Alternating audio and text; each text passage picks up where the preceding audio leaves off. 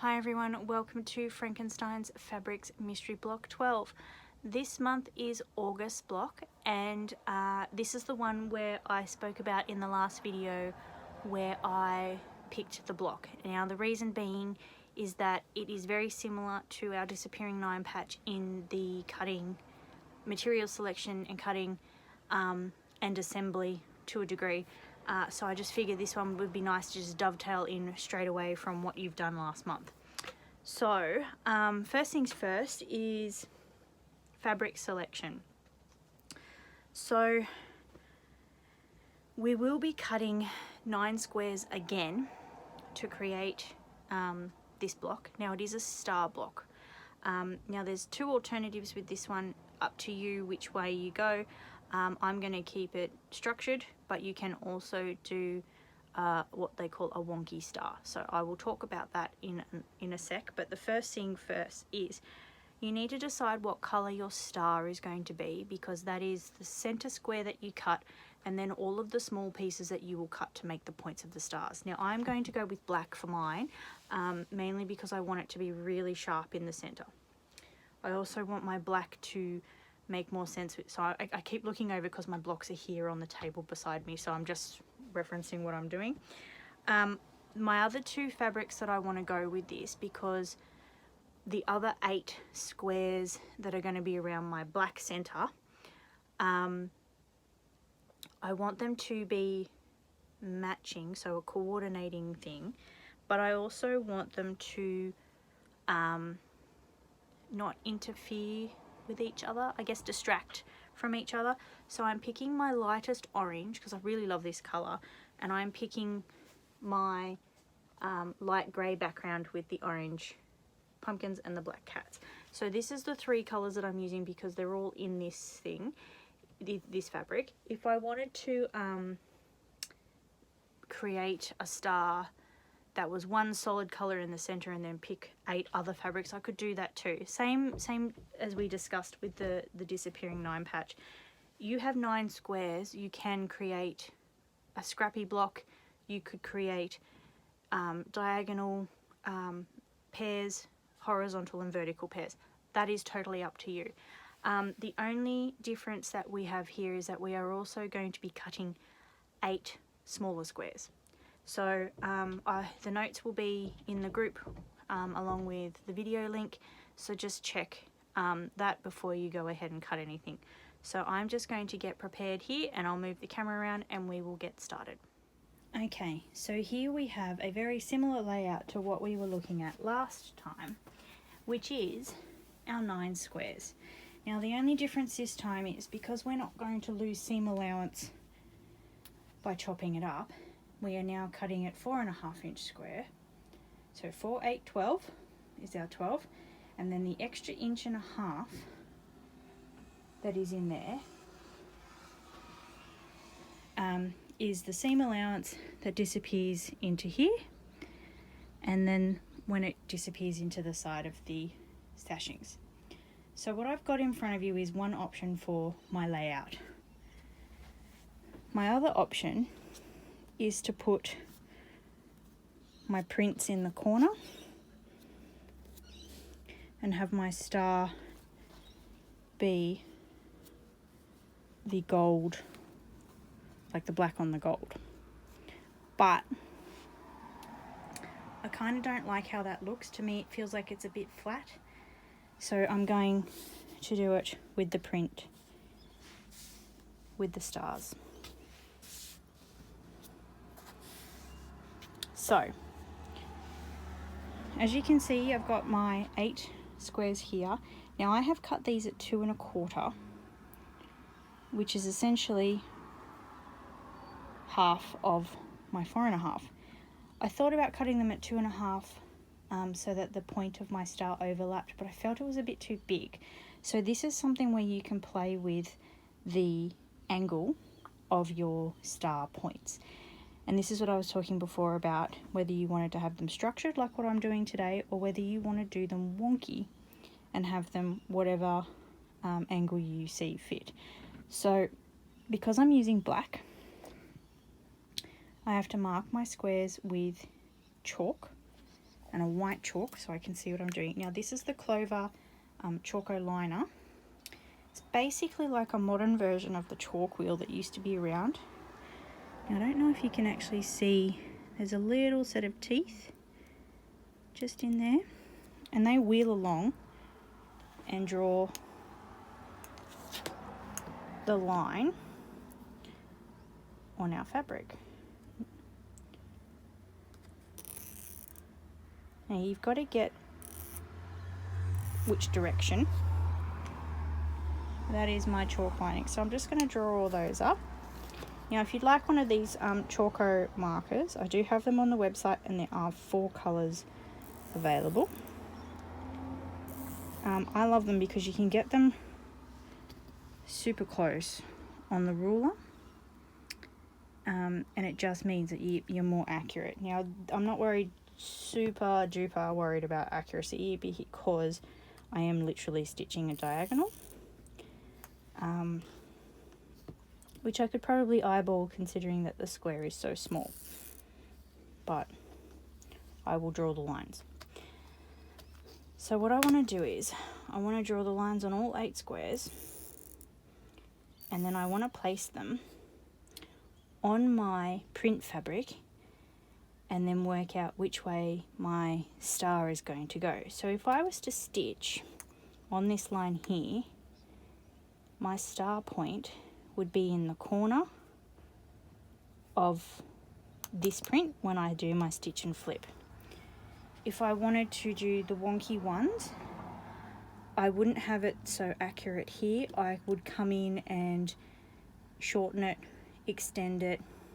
You have to change the shape of your square. Sometimes you may need to put in a rectangle to get your right diagonals. And that way you can create different wonky points on your stars to create a different look. So, just finish up here, and then I will show you the next step. Now if anybody has any questions about this star block, please let me know. But it's a really good block because it's quite straightforward, and it does look very nice. So you just need to create your angles going in on each one, and you can pin them in place if you want to, depending on how you feel about pins. And then we will go to the sewing machine and we will stitch each of these lines. Okay, so here we are set up at the machine, and I just wanted to show you the pinning, just so that when you're sewing, the pins are not in the road of where you're going to be sewing. And also, I forgot to say this before, when you place your squares on your main square, you're going to have 4 different rotations of the square. So this one will be on the left side of the block, this one's on the right, this one's on the bottom, and this one's on the top, because this print, my cat and pumpkin print, is a directional print, and I need to make sure that it's all going the right way when I put my block together. So machine is threaded up with black thread. It's on my standard default settings that my machine does. I have my 1/4 inch foot, but you don't necessarily need the 1/4 inch at this stage because this line that we're stitching on doesn't need any kind of measurement with the guide on the foot. And I've got same thread in my bobbin, and I have got a universal needle in there. Okay, so all I'm going to do is I'm actually going to do chain piecing on this like I do normally. So just going to follow that line, but what I'm going to do, instead of pivoting and going back up this one, I'm going to do another one.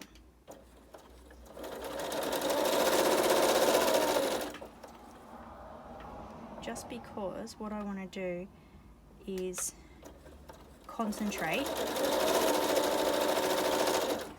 on a single one at a time. Now with the chalk, as the machine stitches on it, it does vibrate and dust away the chalk. So on black, the white chalk on black is still quite visible, even though it doesn't appear to be there. But if you do have any trouble with your markings, you may need to draw the line a couple of times, or you might have to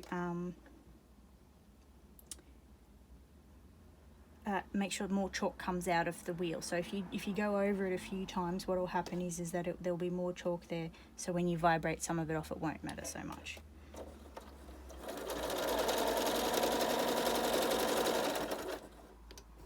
Okay.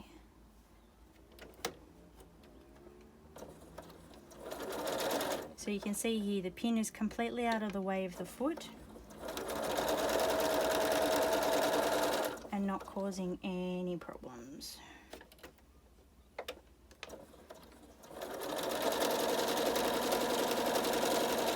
Now because I left that last one on, go around and grab it.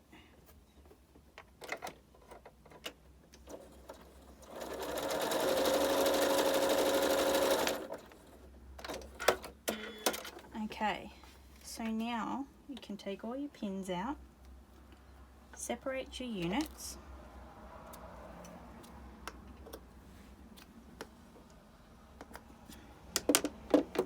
and then we go over to the ironing board and we need your pair of scissors. I'm not going to rotary cut this, and I'm also not going to save blocks like we have previously with half square triangles. I just feel that these are too small and I'm not going to worry this time. So over to the ironing board. Here we have our 4 units with their little squares on. Now what you can do is you can give them a tiny press just to set those seams in place. And then because it's black on black, you need to shine the light or face them into the light, and then just trim away 1/4 of an inch or a little bit more, so that you've got your unit like this. So repeat for all 4 units, sorry.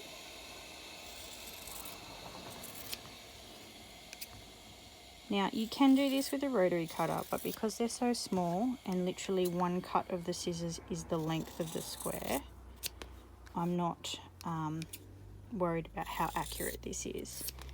And the reason being because I trust myself and I trust that my scissors are nice and sharp. Okay, so scraps can go in the bin.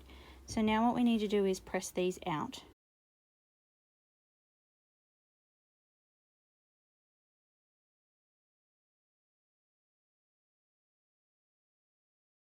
So here we are back at the cutting board. Now what we've got to do is we have to put our units back in place where they belong. So my cats are upright in this one, and the stars are on the left hand side of the unit, so this one goes here. Cats are upright, that's the top. To the right with the points, so this block is on the left, and the last one is the bottom. So there we have our star block. So at this stage now, we are at the same point as we were last month with the 9 patch. We join our rows together, press the seams out and into the center, and then join the rows.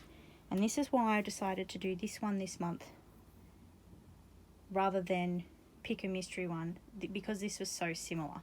So I'm going to join my blocks, head back to the sewing machine, join my blocks into, or my units into rows, and then we will get going. Okay, so here we are back at the machine.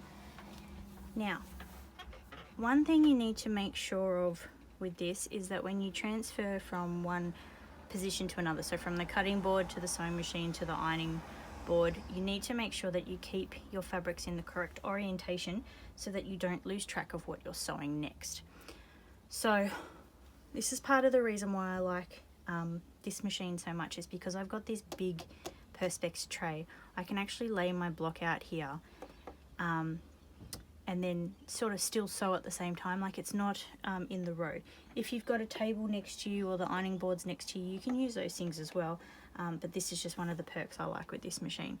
So what I'm going to do now is I'm going to flip this one over, pop them together, and then I'm going to move these ones up, and I'm going to move these three over here. Because if you remember what we did with the 9-patch block last month, sew in pairs, then sew the third one on with the chain piecing. So now remember also to check that your 1/4 inch is actually a 1/4 of an inch. If you have a ruler with a guide, so my Janome foot has the 1/4 inch guide on it, and I'm checking my needle position here, and I can see on the 1/4 of an inch mark that I'm actually out. So I'm going to move my needle position across because I want that nice scant 1/4 of an inch.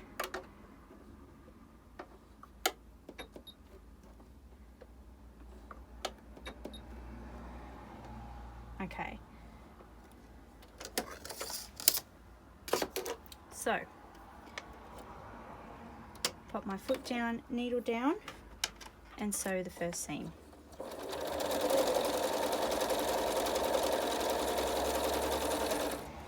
Take my next pair, so black over onto the print with the points.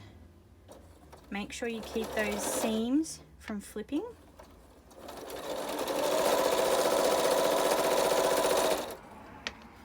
And then this one. Chain piecing is quite efficient.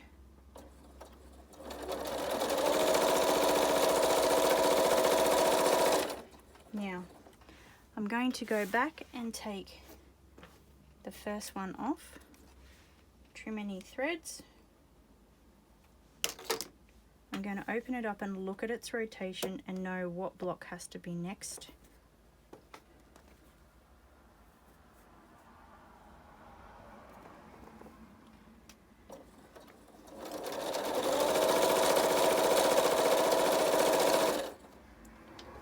Grab the next one, and by leaving them on the chain, I'm keeping them in order, and this helps my brain, especially because I find that with my migraines sometimes I space out a little bit with things if I'm doing things with like sequences. So what I do is I just make sure that I'm in the right spot.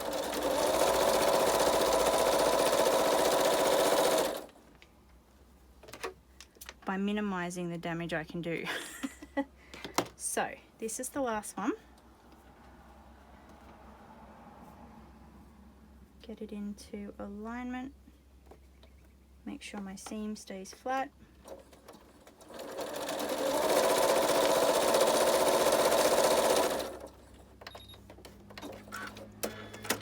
Okay, so now I can cut these apart because I know what they look like now visually. We go back to the ironing board and we press these, and then we are nearly finished. Okay, so I've pressed my seams. As you can see, the top row and the bottom row have been pressed out to the orange squares, and the internal one has been pressed into the darker square. Now, the reason for this is because I'm trying to spread the bulk of those seam junctions where these rows will meet up. Now, there are a few schools of thought on pressing. I'm more inclined to press alternating where I can, but if a fabric is misbehaving and wants to go in one direction when I want it to go in another, I will press it in the direction it wants to go, because that's the way it feels comfortable, that's the way it's going to sit. I can't really change that too much. The only thing I will say is if you plan on doing any ditch quilting, don't press your seams open. It just tends to be a bit like you're stitching on nothing, or stitching straight through between the two fabrics onto your seam stitches and into your wadding. So where you can, if you're ditch quilting, press to one side, and if you have to press a seam open, maybe when you get to that ditch, just jump it slightly onto the fabric rather than right into the ditch. So what we're going to do now is we're going to flip this over so we can see our block. We're going to pin the first 2 rows together and abut the seams. Now, abut is a funny word because you think, what does that mean? And it just means that these two are going to slide and click into each other so that the 2 parts of the seam, the front part where the fabrics have flipped over and been pressed down, meet. They're just touching, and it spreads the bulk because one seam is going in one direction and one in the other. So we will go and we will go and stitch that seam, and we will pin and stitch the last row, and then we will press one more time and we are done. Okay, so here we are with the first of these seams. I'm making sure everything's nice and flat, foot and needle down, and then I'm just going to sew slowly.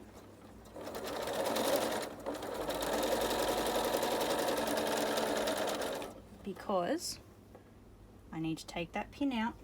Remember, no sewing over pins. And I need to make sure that all my seams stay in the right direction because I've got lots of seams happening.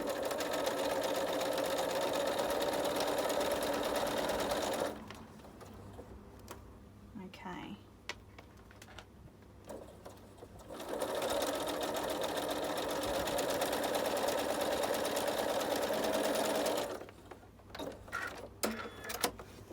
So, first row, and then we line up our other one, flip it over, and abut the seams again.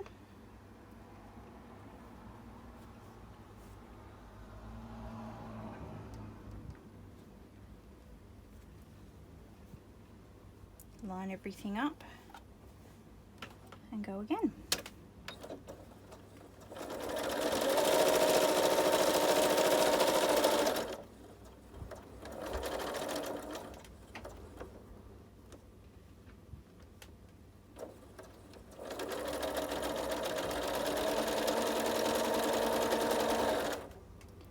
Now, if you wanted to have the points of your triangles meeting in the center,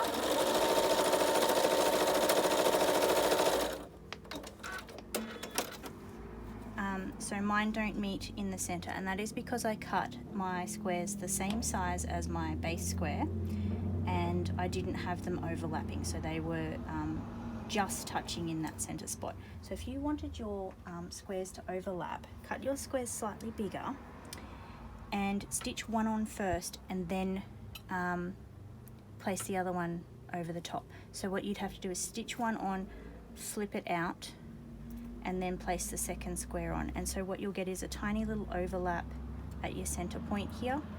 But I quite like the look that this gives because it feels more like those ribbon star things that you put on presents, and that's the look I want for this. So I'll just press my seams and put my label on, and we are done. Okay, so here we have the back of the block.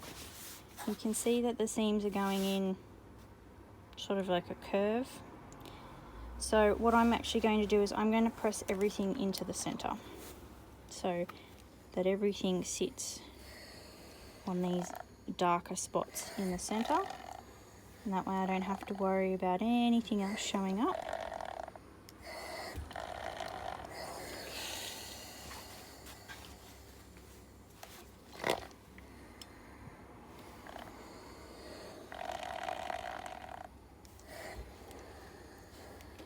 So at this stage, if you've got any spots, like I've got a little bit over here, I can trim up my block to make sure it's 12.5. Just check that everything's straight and rolled out.